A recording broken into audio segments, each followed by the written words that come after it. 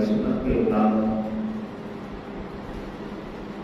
خلیفہ راشد امیر المؤمنین حضرت سیدنا فاروق اعظم رضی اللہ تعالیٰ عنہ، آپ وہ عظیم شخصیت ہیں کہ جن کی اسلام کے لیے خدمات، عدل و انصاف،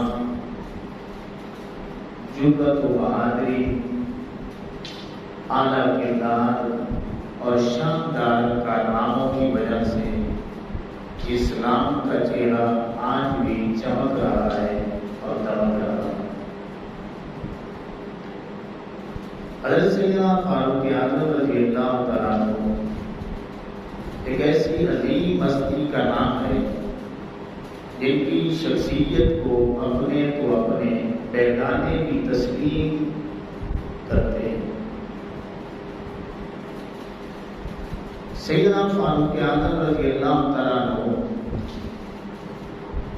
آپ کی ذات وہ ذات ہے کہ جن کی زبان پر اللہ رب العزت نے حق کے وہ مضامین جاری کیے کہ جو آج بھی قرآن مجید، فرقان حمید، قرآن رشید کا حصہ بن چکے ہیں۔ اللہ اور پھر اسلام لانے کے بعد آپ کی وفاداری، عدل و انصاف کی وجہ سے آج پوری دنیا آپ کو فاروق اعظم، جو کہ آپ کا لقب ہے، اس سے جانتی ہے۔ اللہ حضرت سیدنا عمر فاروق رضی اللہ تعالیٰ عنہ، آپ 40ویں نمبر پہ آقا کریم علیہ السلام کا کلمہ پڑھنے والے ہیں۔ 11 عورتیں اور 39 مردوں نے جب آقا کریم علیہ السلام کی غلامی اختیار کر لی، 11 عورتوں اور 39 مردوں نے جب آقا کریم علیہ السلام کا کلمہ پڑھ لیا تو 40ویں نمبر پہ کلمہ پڑھنے کا شرف سیدنا عمر فاروق رضی اللہ تعالیٰ عنہ آپ کو حاصل ہوتا ہے۔ سیدنا عمر فاروق رضی اللہ تعالیٰ عنہ آپ سے پہلے سیدنا امیر حمزہ رضی اللہ تعالیٰ عنہ آپ اسلام قبول کر چکے ہیں۔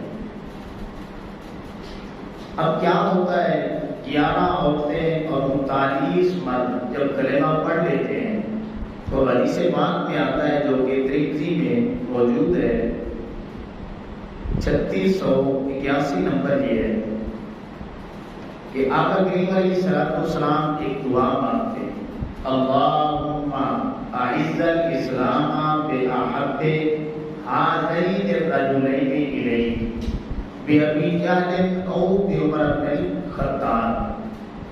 آقا کریم علیہ السلام دعا مانگتے ہیں کہ اے مالک و مولا، اسلام کو عزت عطا فرما، ان 2 شخصیات میں سے یا ابو جہل دے دے یا پھر عمر بن خطاب دے دے۔ اب حدیث پاک میں آتا ہے کہ قال وکانا احبہما الیہ عمر، اللہ رب العزت نے اس دعا کو شرف قبولیت بخشا اور سیدنا عمر فاروق رضی اللہ تعالیٰ عنہ نے آقا کریم علیہ السلام کی غلامی اختیار کر لی۔ اللہ اب امام الانبیاء صلی اللہ تعالیٰ علیہ وسلم کے غلاموں، آقا کریم علیہ السلام ادھر دعا مانگتے ہیں کہ اے مالک مجھے عمر عطا فرما، اور دوسری حدیث پاک میں آتا ہے جو کہ حضرت ام المؤمنین عائشہ صدیقہ رضی اللہ تعالیٰ عنہا کے حوالے سے ہے، اور یہ ابن ماجہ میں موجود ہے 105 نمبر پہ، کہ آقا کریم علیہ السلام نے دعا مانگی، اللہم اعز الاسلام بعمر بن الخطاب خاصتا، اے مالک 2 کا آپشن میں نے دیا ہے کہ یا ابو جہل عطا فرما یا پھر عمر بن خطاب عطا فرما دے، لیکن میری ذاتی خواہش یہ ہے، دل میرا یہ کرتا ہے کہ مالک مجھے ابو جہل کی بجائے مجھے عمر بن خطاب عطا فرما۔ اللہ رب العزت نے آقا کریم علیہ السلام کی دعا کو قبول کیا،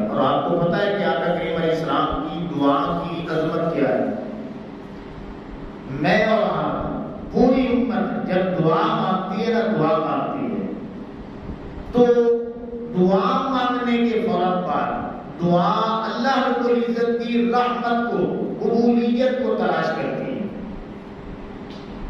دعا آپ نے مانگی، میں نے مانگی، ادھر سے زبان سے نکلی، تو دعا قبولیت کو تلاش کرتی ہے کہ کہاں پہ اللہ کی رحمت موجود ہے، قبولیت موجود ہے، وہاں پہ میں پہنچوں اور فوراً قبول ہو جاؤں۔ یہ میری اور آپ کی دعائیں ہیں۔ لیکن جب آقا کریم علیہ السلام اپنے رب سے دعا مانگتے ہیں تو پھر کچھ اور نقشہ ہوتا ہے۔ پھر نقشہ یہ بنتا ہے کہ اللہ فرماتا ہے قبولیت تمہیں انتظار کرنا ہے کہ میرے حبیب کریم علیہ السلام کے لب ہل جائیں اور پھر دعا کو تیری طرف نہ آنا پڑے، بلکہ تو نے جا کے اس دعا کو اپنے سینے سے لگا دے۔ اور اسی منظر کو اعلیٰ حضرت رحمت اللہ تعالیٰ علیہ نے بیان کیا کہ اجابت کا صحرا، اجابت کہتے ہیں قبولیت کو، اجابت کا صحرا عنایت کا جوڑا، دلہن بن کے نکلی دعائے محمد۔ اجابت نے جھک کر گلے سے لگایا، اجابت نے، قبولیت نے گلے سے لگا لیا، اجابت نے جھک کر گلے سے لگایا، بڑی ناز سے جب دعائے محمد ادھر سے نکلی، اللہ نے حکم دے دیا قبولیت جا جلدی کر میرے حبیب کریم علیہ السلام کی دعا کو اپنے سینے سے لگا۔ ادھر آقا کریم علیہ السلام نے دعا مانگی، قبول ہوئی، اور پھر رات گزری، صبح کا وقت ہوتا ہے، مشرکین مکہ بڑے بڑے سرداران وہ میٹنگ بلاتے ہیں، دارالندوہ میں میٹنگ ہوتی ہے، پلاننگ یہ ہوتی ہے کہ اسلام کا دائرہ بڑی تیزی سے بڑھ رہا ہے، تو اب اس کو بڑھنے سے پہلے ایسا کرتے ہیں کہ بانی اسلام کو ایک سائڈ پہ لگا دیتے ہیں، کام تمام کر دیتے ہیں، اور یہ ذمہ داری سیدنا عمر فاروق رضی اللہ تعالیٰ عنہ اپنے اوپر لے لیتے کہ یہ کام میں کروں۔ اب رات کو دعا تو قبول ہو چکی ہے، سیدنا عمر فاروق رضی اللہ تعالیٰ عنہ دارالندوہ سے نکلتے ہیں، ننگی تلوار ہاتھ میں پکڑے ہیں، آقا کریم علیہ السلام کے حجرے کی طرف قدم اٹھتے ہیں۔ ایک صحابی تکتے ہیں کہ آج چہرے پہ جلال ہے، آثار نظر آ رہے ہیں کہ کچھ غلط ارادے ہیں۔ وہ صحابی پڑھ کے پوچھتے ہیں، اے عمر آج مجھے یوں لگتا ہے کہ کچھ ارادے غلط ہیں۔ سیدنا عمر فاروق رضی اللہ تعالیٰ عنہ کہتے ہیں کہ میں نے بانی اسلام کا کام تمام کر دینا ہے۔ تو وہ صحابی بول کے کہتے ہیں ادھر جانے سے پہلے اپنے گھر کی تو خبر لے لے، اور کیا تیری بہن بھی کلمہ پڑھ چکی ہے، تیرے بہنوئی بھی کلمہ پڑھ چکی ہے۔ اب آقا کریم علیہ السلام کی طرف بڑھنے کی بجائے قدم اپنے بہن کی گھر کی طرف، اپنے بہنوئی کی گھر کی طرف اٹھاتے ہیں۔ دروازہ لاک ہے، کیا دیکھتے ہیں کہ بہن سورہ طٰہٰ کی تلاوت کر رہے ہیں اونچی آواز سے، طٰہٰ مَا أَنزَلْنَا عَلَيْكَ الْقُرْآنَ لِتَشْقَىٰ إِلَّا تَذْكِرَةً لِّمَن يَخْشَىٰ تَنزِيلًا مِّمَّنْ خَلَقَ الْأَرْضَ وَالسَّمَاوَاتِ الْعُلَىٰ الرَّحْمَٰنُ عَلَى الْعَرْشِ اسْتَوَىٰ لَهُ مَا فِي السَّمَاوَاتِ وَمَا فِي الْأَرْضِ وَمَا بَيْنَهُمَا وَمَا تَحْتَ الثَّرَىٰ وَإِن تَجْهَرْ بِالْقَوْلِ فَإِنَّهُ يَعْلَمُ السِّرَّ وَأَخْفَىٰ اللَّهُ لَا إِلَٰهَ إِلَّا هُوَ لَهُ الْأَسْمَاءُ الْحُسْنَىٰ۔ یہ آیات طیبات اپنے کانوں سے سنی، بہن نے دیکھا کہ بھائی کی آواز ہے، جلدی جلدی کنڈی کھولی۔ سیدنا فاروق اعظم رضی اللہ تعالیٰ فرمانے لگے، بہن یہ تیری آواز جو آ رہی تھی یہ تو مجھے سنا گیا ہے۔ بہن نے چھپانے کی کوشش کی۔ سیدنا عمر فاروق رضی اللہ تعالیٰ فرمانے لگے کہ میں ساری بات جان چکا ہوں کہ تو نے کلمہ پڑھ لیا ہے، تیرے خاوند نے بھی پڑھ لیا ہے، اب اپنے بہنوئی کو بھی پیٹنا شروع کر دیا، اپنی بہن کو بھی مارنا شروع کر دیا۔ جب تھکے نا تو کہنے لگے کہ بہن جو تمہیں پڑھا ہے نا اب بہن نے کہا کہ یہ قرآن اللہ کا کلام ہے، اس کے لیے پہلے پاک ہونا ضروری ہے، پلید جو ہیں اس کو ہاتھ تک نہیں لگا سکتے۔ تو بہن نے جب یہ بات کی تو سیدنا فاروق اعظم رضی اللہ عنہ کہنے لگے کہ ایک دفعہ زبانی تو سنا دے، میں بھی تو جانوں کہ کون سا کلام ہے۔ بہن نے سورہ طٰہٰ کی ایک بار پھر تلاوت کی۔ اب اللہ کی عزت کی قسم ہے، ادھر بہن نے تلاوت کی، سیدنا عمر فاروق رضی اللہ تعالیٰ عنہ نے بس چند منٹوں میں فیصلہ کیا کہ یہ کسی بشر کا کلام نہیں ہو سکتا، بلکہ یہ وہی ہے جو کلام محمد عربی صلی اللہ تعالیٰ علیہ وسلم پہ اترتا ہے، یہ کسی بشر کا کلام نہیں ہے، یہ تو اس مالک کا کلام ہے۔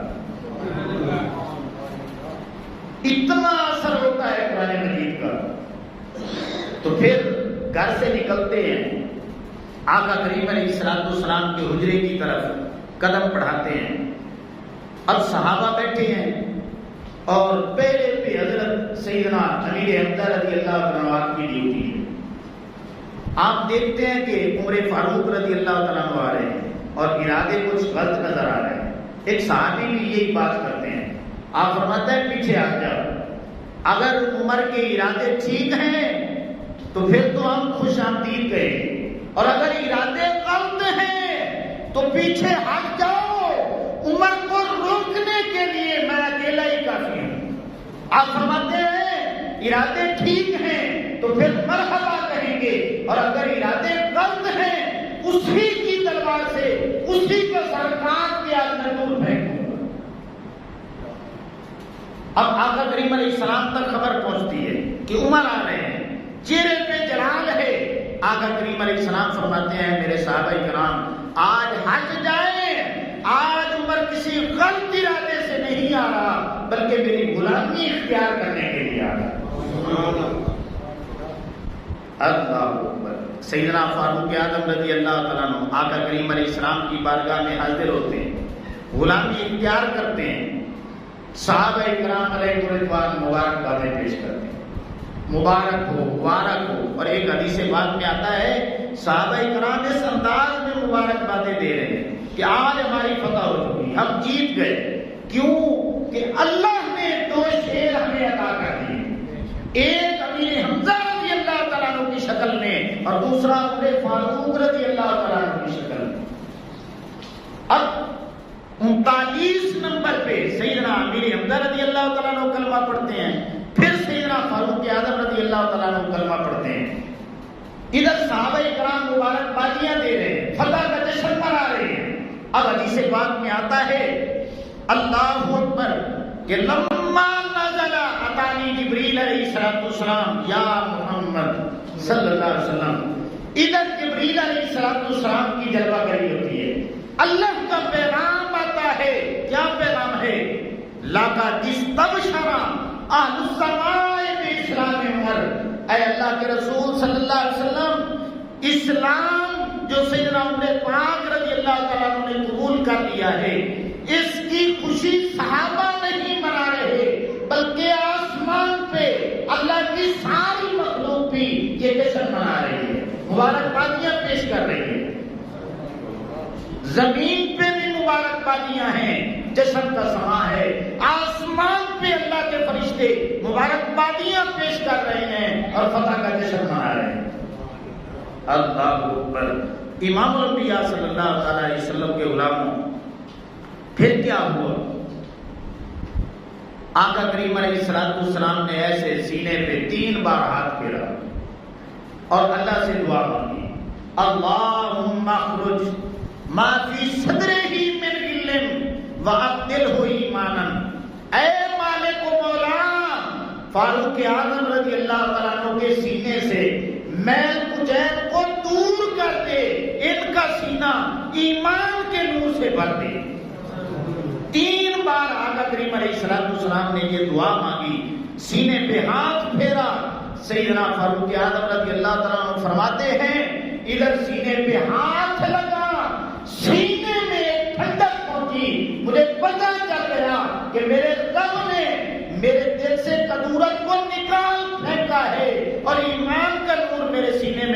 نے بھر دیا. اللہ اکبر. ابھی کلمہ پڑھا ہے, کلمہ پڑھا, یا رسول اللہ صلی اللہ علیہ وسلم ایک سوال ہے میرا, کیا ہم حق پر نہیں ہیں؟ جس رب کو ہم مانتے ہیں, کلمہ پڑھا ہے, ہمارا رب سچا نہیں ہے؟ آقا کریم علیہ السلام نے فرمایا کہ ہمارا رب ہی سچا ہے, اس سچے رب کے ماننے والے ہیں. تو پھر عرضی پیش کی, یا رسول اللہ صلی اللہ علیہ وسلم آج کے بعد جو نماز ہے نا یہ چھٹ کے ہم نہیں ادا کریں گے. اگر حق پہ ہیں اور سچ پہ ہیں تو پھر سہنے کعبہ میں نماز ادا ہوگی. اللہ اکبر. آقا کریم علیہ السلام اگلی نماز کا وقت ہوتا ہے, ٹھیک ہے, آقا کریم علیہ السلام حکم دیتے ہیں, اب 40 ٹوٹل بنتے ہیں, 2 صفیں بنتی ہیں. اس کا مطلب یہ ہے 20-20 لوگوں کی صف بنی. ایک نکر پہ سیدنا امیر حمزہ رضی اللہ تعالیٰ تلوار لے کے کھڑے, دوسری نکر پہ حضرت سیدنا فاروق اعظم رضی اللہ تعالیٰ عنہ کھڑے. امام الانبیاء صلی اللہ علیہ وسلم کے علماء اور اس کی کتابوں میں موجود ہے کہ مشرکین مکہ بھی دیکھ رہے ہیں, بڑے سے بڑے سردار اور نظر پہ باز لوگ کھڑے ہیں. ان 2 شیروں کو دیکھ کے کسی کی ضرورت نہیں ہوتی کہ ان کی طرف میں بھی آنکھ بھی دیکھ سکوں. اللہ اکبر.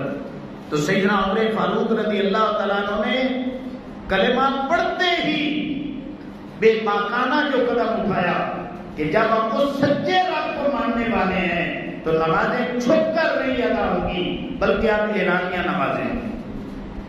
آپ کا ایک انداز ہے, یہ جو ہجرت آپ نے سن رکھی ہے کہ مکہ سے مدینہ ہجرت ہوتی ہے, ہر بندہ اپنے طریقے سے ہجرت کرتا ہے, لیکن سیدنا فاروق اعظم رضی اللہ تعالیٰ عنہ آپ کا ایک الگ طریقہ. سبھی کوئی دن کو ہجرت کر رہا ہے, کوئی رات کا موقع غنیمت سمجھ کے ہجرت کر رہا ہے, کوئی کسی طریقے سے جا رہا ہے, کوئی کسی طریقے سے. لیکن یہ انوکھا انداز صرف سیدنا عمر فاروق رضی اللہ تعالیٰ عنہ کا کتابوں میں مذکور ہے. آپ ہجرت کرنے لگے, کیا کیا آپ نے؟ آپ سے کعبہ میں آتے ہیں, آپ فرماتے ہیں کہ اے سرداران قریش آؤ میدان میں, اب عمر ہجرت کرنے لگا ہے, میں نے چھپ کے نہیں جانا, میں اعلانیہ جاؤں گا. آؤ تم میں سے کسی کی ضرورت ہے تو, اپنے بچے یتیم کرنا چاہتے ہو, اپنی جو عورتیں ہیں ان کو بیوہ کرنا چاہتے ہو, آؤ میرا مقابلہ کرو اور مجھے روک کے دکھاؤ. حدیث کی کتابوں میں موجود ہے, آپ نے للکار کے کہا, کسی کافر کی جرت بھی نہ ہوئی کہ آپ کو روک سکے. اعلانیہ نماز بھی پڑھائی اور پھر ہجرت کا موقع آیا تو آپ نے چھپ کے نہیں کی, ساری دنیا کو بتا کے ہجرت کی. تو ان کا یہ اپنا ایک انداز ہے. اللہ اکبر. تو امام الانبیاء صلی اللہ تعالیٰ علیہ وسلم کے غلاموں, یہ ابتدائی جو ان کے اسلام لانے کا واقعہ تھا حدیث کی کتابوں میں جس طرح مذکور تھا میں نے آپ کے سامنے بیان کیا.